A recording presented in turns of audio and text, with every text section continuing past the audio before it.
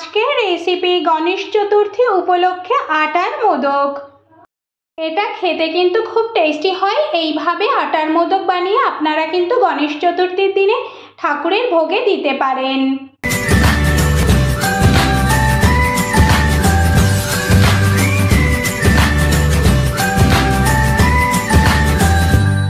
নমস্কার বন্ধুরা, অপরাজিতাস কিচেনে আপনাদের সবাইকে স্বাগত। আশা করি আপনারা সবাই ভালো আছেন। আজ আমি গণেশ চতুর্থী উপলক্ষে আটার মোদক বানাবো। কিভাবে খুব সহজে ঘরোয়াভাবে এই আটার মোদকটা আমি বানাবো সেটা দেখে নিই। প্রথমেই আমি কিন্তু একটা কড়াই বসিয়ে গরম করে নিয়েছি। এবার এর মধ্যে আমি 3-4 চামচ মতো ঘি দিয়ে দিচ্ছি, প্রায় হাফ কাপ হবে। এখানে আমি 4 চামচ ঘি দিয়েছি, ঘিটা মেল্ট হয়ে গেছে। এবার এর মধ্যে আমি 1 কাপ আটা দিয়ে দিলাম। এবার গ্যাসের ফ্লেম মিডিয়ামে রেখে কন্টিনিউ আমি কিন্তু আটাগুলোকে নেড়ে নেড়ে 5 মিনিট ধরে ভেজে নেব, আটার কালারটা চেঞ্জ হয়ে আসা পর্যন্ত। 5 মিনিট ধরে আটাটা আমি ভেজে নিয়েছি, কালারটা একটু চেঞ্জ হয়ে গেছে। এবার এখানে আমি 3 চামচ সুজি দিয়ে দিচ্ছি। এই সুজিটা দিলে কিন্তু টেস্টটা বেশ সুন্দর হয় আর খেতেও ভালো লাগে। এবার গ্যাসের ফ্লেম মিডিয়ামে রেখে আমি কিন্তু 5 মিনিট কন্টিনিউ নেড়ে নেড়ে এটাকে ভালো করে ভেজে নেব, যতক্ষণ পর্যন্ত এর থেকে গন্ধ না বেরোচ্ছে। আমি কিন্তু এটা 5 মিনিট ধরে খুব ভালো করে কন্টিনিউ নেড়ে নেড়ে ভেজে নিয়েছি। আটার থেকে কিন্তু একটু গন্ধ বেরিয়েছে। এবার আমি এর মধ্যে ড্রাই ফ্রুটসগুলো দিয়ে দেব। এবার এর মধ্যে আমি 2 চামচ কাজু বাদাম দিয়ে দেব, 2 চামচ আলমন্ড বাদাম কুচি করে নিয়েছি সেগুলো দিয়ে দিলাম, 2 চামচ পেস্তা বাদামকে কুচি করে নিয়েছি সেগুলো দিয়ে দিলাম। ড্রাই ফ্রুটসগুলো দিয়ে আমি কিন্তু আরও 4 মিনিট ধরে এইগুলো ভেজে নিয়েছি। এবার আমি এর মধ্যে পরিমাণ মতো চিনি দিয়ে দিচ্ছি। আমি কিন্তু এখানে 1 কাপ পরিমাণ চিনি দিয়েছি। আপনারা চাইলে আপনাদের স্বাদ অনুযায়ী এই চিনির পরিমাণটা দিয়ে দেবেন। এবার ভালো করে আমি এটা নাড়তে থাকবো চিনিগুলো গলে যাওয়া পর্যন্ত। চিনিগুলো এর সঙ্গে ভালো করে মিশিয়ে নিয়েছি। এবার আমি এর মধ্যে 1 কাপ পরিমাণ দুধ দিয়ে দিচ্ছি। দুধটা দিয়ে আমি কিন্তু ভালো করে নাড়তে থাকবো। গ্যাসের ফ্লেম কিন্তু আমার একদম লোতে আছে। ভালো করে আমি এটা কিন্তু নেড়ে নেব।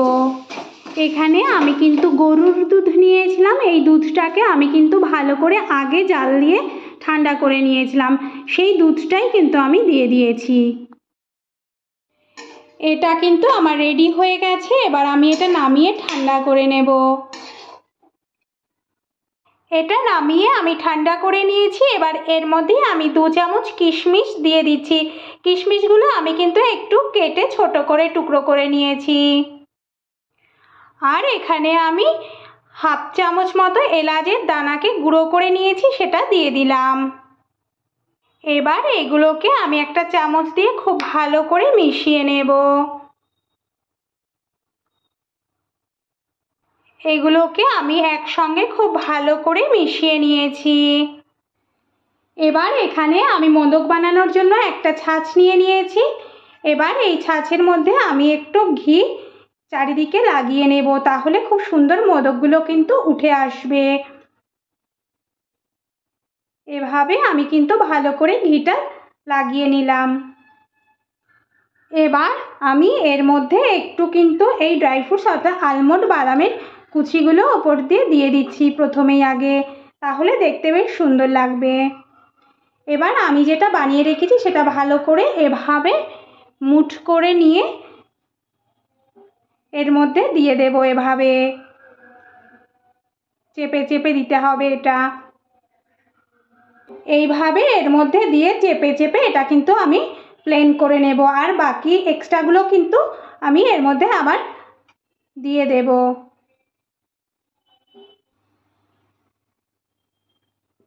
এইভাবে আমি সমস্ত মোদকগুলো বানিয়ে নেব। এই মোদকগুলো কিন্তু অনেক রকমভাবে বানানো যায়, তবে আমি কিন্তু এটা আটা দিয়ে বানিয়েছি। আপনারা চাইলে কিন্তু সুজি দিয়ে বেসন দিয়েও বানাতে পারেন। আর আপনারা কিন্তু এখানে ড্রাই কোকোনাট বা নারকেল কোড়া দিতে পারেন, আমি এটা স্কিপ করে দিয়েছি। আপনারা চাইলে কিন্তু এখানে নারকেল কোড়া ব্যবহার করতে পারেন। আমার এই রেসিপিটা যদি আপনাদের ভালো লাগে তাহলে বাড়িতে অবশ্যই একবার ট্রাই করবেন, আর কেমন হয়েছে সেটা অবশ্যই একবার বলবেন। গণেশ চতুর্থী দিনে আপনারা কিন্তু এইভাবে মোদক বানিয়ে গণেশ ঠাকুরের পুজোয় কিন্তু দিতে পারেন। হয়ে গেল আমার মোদকের রেসিপি, এটাও আমি বানিয়ে ফেলেছি। এইভাবে মোদক বানিয়ে আপনারা কিন্তু ফ্রিজে 1 সপ্তাহের জন্য স্টোর করে রাখতে পারেন, আর ঠাকুরের ভোগেও দিতে পারেন প্রসাদ করে, আর আপনারা বাড়িতেও কিন্তু নিজেরা বানিয়ে খেতে পারেন। তৈরি হয়ে গেল আটার মোদক। এবার পরিবেশন করে ফেলবো। আমার এই ভিডিওটা যদি আপনাদের ভালো লাগে তাহলে লাইক, শেয়ার, কমেন্ট অবশ্যই করবেন, আর পাশে থাকা ছোট বেল আইকনটা প্রেস করবেন। আমি নতুন কোনো ভিডিও আপলোড করলে আপনাদের কাছে খুব সহজে একটা ছোট্ট নোটিফিকেশন পৌঁছে যায়। হয়ে গেল আমার আটার মোদক, আমি এটা পরিবেশন করে ফেলেছি। আজ এ পর্যন্তই, দেখা হবে পরবর্তী নতুন ভিডিওতে। ভালো থাকবেন, সুস্থ থাকবেন, ধন্যবাদ।